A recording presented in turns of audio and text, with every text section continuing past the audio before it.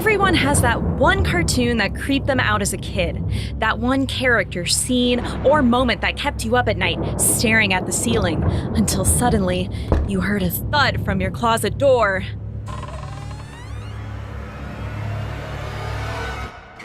Hi. Oh, you're not scary at all. Oh yeah, now I remember. Hey everyone, my name is Millie, and this is Awkward Animations. Growing up, I'd say I was a rather sheltered child, especially when it came to TV. My parents were pretty strict on what I was and was not allowed to watch because TV can brainwash your mind. And I know I'm not alone in this, because I have some friends who weren't allowed to watch Pokemon as children because they were demonic creatures fighting against one another. Or even worse, because it promoted evolution, which, FYI, is a completely real thing, by the way, supported almost universally by the scientific community as the dominant theory of biological diversity. You know what? I'm getting off topic here. The point is that Pokemon are awesome. Go, Pikachu! Char. How could anybody see these lovable little guys from what they really are? Cute, cuddly, adorable profit machines that allow the Nintendo execs to swim in giant Scrooge McDuck-sized pools of money. Seriously though, I wasn't allowed to watch SpongeBob, Fairly Odd Parents, or even Shrek? I mean, what? Shrek? What's wrong with Shrek? He's just a giant, ugly teddy bear. He saves the princess. He befriends wildlife. He's a tax-paying landowner. Dude is a stand-up guy for real. A role model, if nothing else. But my parents being strict never stopped me from watching all these things, of course. I did what most sheltered kids do, lie to my parents and discreetly disobey all of their orders behind their backs. But there was one show my parents were right about. I was not ready for my first viewing of Courage the Cowardly Dog.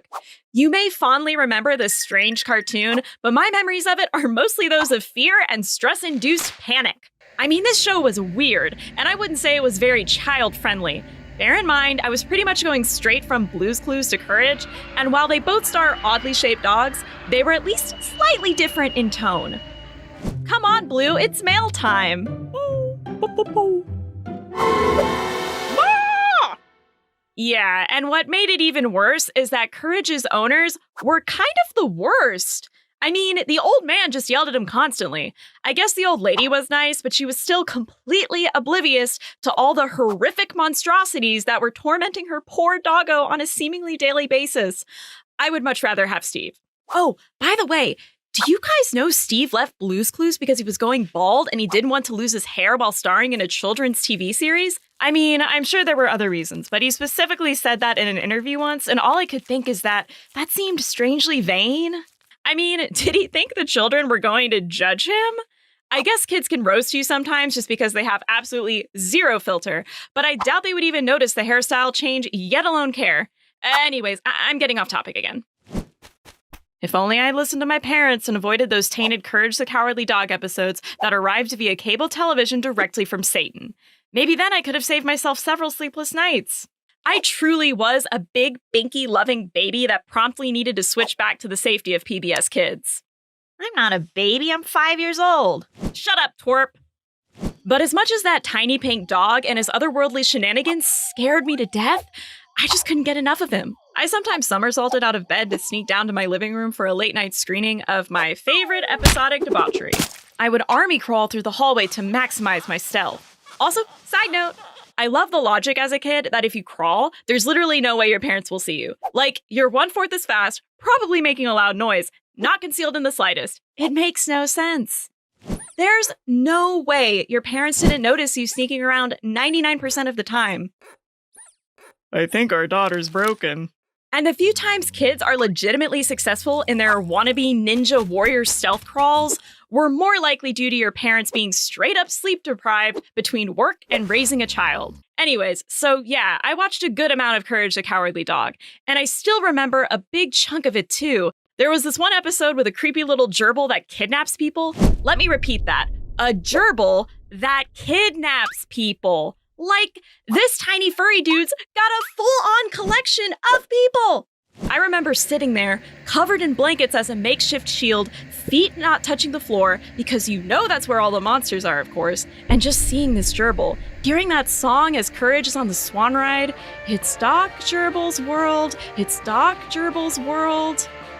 After that episode, I quickly changed it back to Disney, but I was never the same again. Ugh. There's also that one other creepy villain I'm sure you all know, Freaky Fred. Yeah, he's the guy that'd go around shaving people's heads without their consent. I mean, this dude would have to be Steve's worst nightmare, am I right? Whoa! Seriously though, the episode was actually terrifying. It starts off with him rhyming like it's some kind of demented Dr. Seuss book. And he'd always say that one word, naughty. Ugh! I have no idea how the people on that show were able to make something as boring and mundane as getting a haircut so gosh freaking creepy, but they did, and I am forever haunted. I guess it's a testament to their great storytelling. Happy 25th year anniversary, Courage the Cowardly Dog. God, I'm so old. So as I got older, my parents became a bit less strict and allowed me to watch the greatest show of all time. Don't at me, I'm spitting facts right now, SpongeBob SquarePants. And I loved it. But man, is there a lot of weird stuff in there? Like, remember the hash-slinging slasher? I know in the end he turns out to be some dweeb with a spatula, but come on. That was some real nightmare fuel for the majority of the episode. For a kid, the hash-slinging slasher is as scary as it is difficult to say. The hash-slingy slasher, the hadge-slingy slasho. And remember the one with Doodle Bob? I mean, it's hilarious watching it now, but back in the day that had me so scared, you guys don't even know. As you can probably imagine, I draw a lot, and that was true as a kid as well. So the idea that one of the happy little creatures I sketch could come alive and try to kill me? That's every young aspiring artist's greatest fear realized. There was also that one episode in SpongeBob where Squidward accidentally breaks the time machine and enters an infinite white void. At first thought, the white void seems nice, spacious, and Squidward liked it, but then those thought bubbles came out. Huh? Where am I? Oh, I'm back in my room. Oh wait, I'm still alone. At least I have Mochi. Okay, really quick. I just wanted to get this off my chest. Did anyone else notice how creepy him from Powerpuff Girls was? It was literally the devil of that universe, right? Anybody else notice this? I mean, there's even an episode that takes place in the apocalypse with him showing his ultimate true form, raising the dead and attacking the girls. Sometimes I still get scared about the world ending, and I'm a full-grown adult that does adulty things like file taxes and buy vegetables. Apocalypses? Not really my thing. One character I did really like was Bunny. You remember her? The fourth Powerpuff Girl? Bunny literally caused chaos around the city, but she meant well. She thought she was helping her sisters. Oh, but get this. She suddenly starts doing the right thing, saves the city of Townsville, and blows up. That's it. She literally blows up. That's how the episode ends. What was the moral lesson there? Cartoons are weird sometimes. Now, obviously, not all cartoons are traumatizing. In fact, some of them can have a really positive impact on your life. Like, when I was little, I would watch Popeye the Sailor Man and want to be as strong as he became after eating some spinach. I'd walk over to my fridge and chug as much spinach as I possibly could so I could be shredded too. I still like spinach. High key, it's great for salads. Make sure you're getting your greens, everybody. I love Cheetos as much as the next girl, but you can't live off of them. Except for maybe Chester. Does he exclusively eat Cheetos? If so, he must have some insane workout regimen, because dude is still fit AF. I mean, Chester still ain't competing with Popeye in terms of sheer bulk, but to be fair, most of Popeye's bulk was in his forearms, which is really weird. I don't know, it's sort of a toss-up between them for best overall bod. The point is that I still eat spinach on the reg, and it was all thanks to cartoons. Ha! Take that, reading. No, but actually pick up a book once in a while. Or manga?